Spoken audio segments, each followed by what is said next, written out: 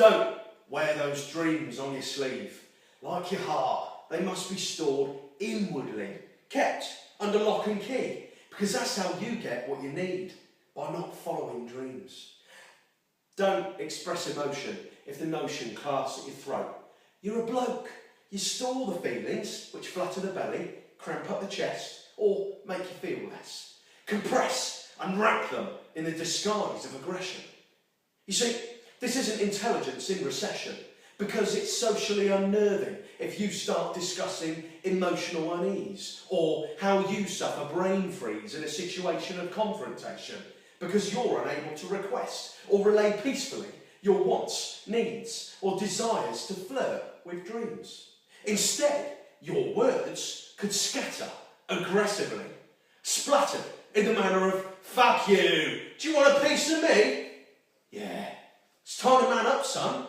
I'm a silverback in control, perched in the big chair, clasping the remote control. Look, you've got to like cars, preferably fast or obnoxiously large. You've got to drink booze. He who snoozes, loses. That's a rule. Oh, and fuck school. In fact, education, in general, it's for plebs and squares who lack care for the economy. Also, discard the arts. They're all into sodomy.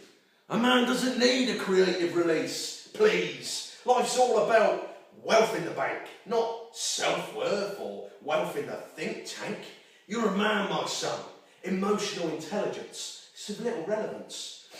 You've got to have a preference for media resources and use those as a reference for your knowledge sources. Pick a paper or two, a red top and a black top will do a fine job of fueling you. Now, through hard times, you might find the cost to grind, in which case, to save face, it's red top all the way. I say choose the geezer reader. It likes to soften the blow of worldly woes with a nice tit teaser for the masculine reader.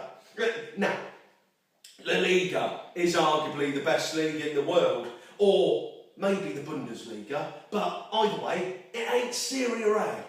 By the way, football, it's your religion. You learn the players by name and you study their position. Become a master of critiquing the game, because your knowledge will be tested in many a manly inquisition. And remember, the referee is of a wanker disposition. It's time to man up, son. Dreams, they don't come to fruition, so bounce it out your mind. Don't follow it into oblivion. Rack us up another. Dad. Thanks for the talk. I've matured into a man who seeks a different reward. You see, I can't afford not to write anymore, or grant release to my innermost thoughts. The pen is my friend, and my notepaper talks. To you, I may be chasing dreams, but I feel I'm developing and fulfilling me. The relationship I have with myself exceeds the pessimistic expectations which negativity breeds. The old me sits high upon a shelf, tired and abused, painful thoughts fused in a murky pool of confused, and stained with the shame of years lost to little use. Today, great pleasure is derived in the formation of ink lines, and I feel reassured that can only be right. I want to improve, but wonder if solitude has allowed me to indulge potentially deluded fantasies about my identity. Perhaps a flattering portrait in the mirror of vanity. I've read the eyes of the world can force us to see ourselves as others see. That is what I seek by facing the challenge of creating my dream.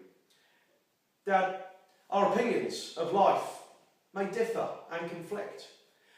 I now disagree with your suggestions on what should make a man tick, like the expectation that I must have a fascination with impressive transportation and media titivation, or that acceptance is only found bound with men huddled in a bar, ogling a screen of muscly legs and bouncing man-eggs as bouffant hairdos and manicured hands poorly act theatrics with the grace of Neanderthal man. That could seem more homoerotic than sitting to read or creating a sonnet. Dad, our interests of conflict are hardly chronic, perhaps even appreciable on a scale of ironic. But I feel it's moronic to dismiss or discourage another's passion. Embrace the mentality and encourage the madness, for it is the judgmental who deserve our sadness.